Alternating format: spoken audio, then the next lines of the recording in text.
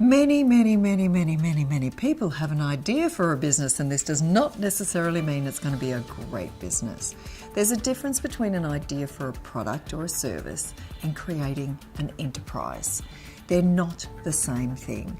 So people often will think of, a perfect app or a perfect piece of software, or we just definitely need left-handed noodling devices. But is there a market for it? So if you do have an idea, the first thing to do is to research it. Who would be your customers? Is there anything like it in the marketplace? Where would you find those customers? Are there a lot of customers out there? The second thing is to consider, are you the right person to run a business? You might be better off being the designer, the creator, or the inventor and having somebody else build an enterprise. Business ownership might not be for you. Having that commercial pressure might not be for you. Know your strengths and choose powerfully, and find yourself a partner if you don't think that is your journey. But don't give up on your idea.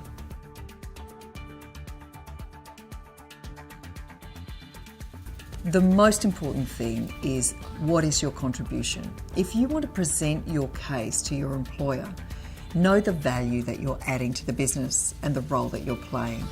Years ago when I was young, I went to ask for a pay rise. I was working hundreds of hours a week, and my boss said, "How do I know what you do?" When you can equate the value that you deliver to the business to a material outcome, it will become a fait accompli. Don't make the conversation all about you. When somebody says, I want, housing prices are expensive or rent's gone up, that doesn't really work for an employer. Employer is looking at the commercial outcome from all of its available people.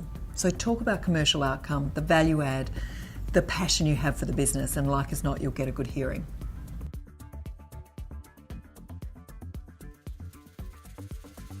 I often think that big business thinks small business is a bank, and they deliver their services and they might not get paid for 30, 60, 90 days. It can be a very, very difficult space. There's two things I know that business owners want. They want more customers, they want to get more from those customers, and they also want to have thriving teams.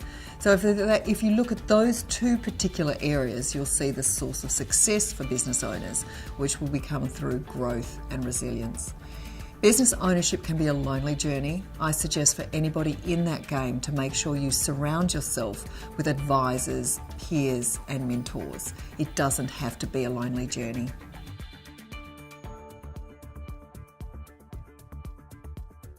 There is no doubt that there is an unconscious bias when it comes to not just women, but diverse groups in workplaces.